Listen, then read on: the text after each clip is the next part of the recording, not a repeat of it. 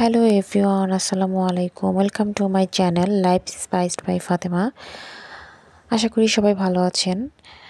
শীতকাল চলে এসেছে আর শীতের সময় পিঠা খাওয়ার উৎসব লেগে গিয়েছে। তো আজকে আমরা তৈরি করব দুধ চিতই পিঠা। এর জন্য 1 কেজি চালের গুঁড়ি নিয়ে নিয়েছি এবং একটু ভেজে নিয়েছি।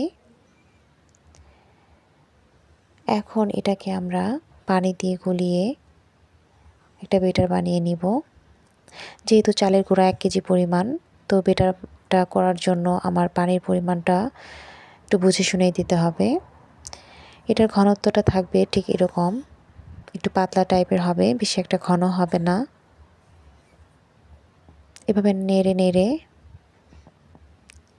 এই গোলাটা পারফেক্ট করতে হবে।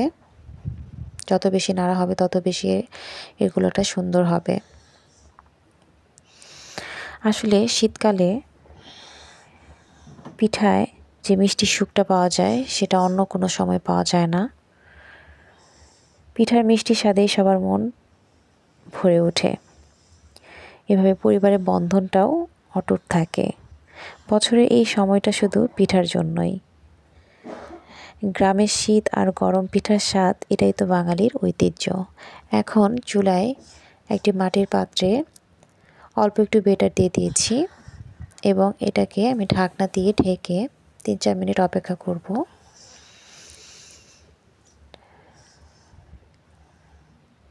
এদিকে গোলাটা নাড়তে থাকতে হবে, তা নাহলে নিচে জমে যাবে। এখন ঢাকনা খুলে নিয়েছি, এটি প্রায় হয়ে এসেছে। উঠিয়ে দুধের মধ্যে দিয়ে দেব।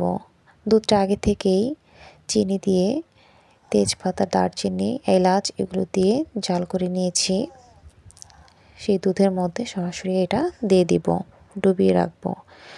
এটা সারা রাত ডুবিয়ে সকালেও খাওয়া যায়, সেটাও টেস্ট পাওয়া যায়। আবার অনেকে গরমও পছন্দ করে।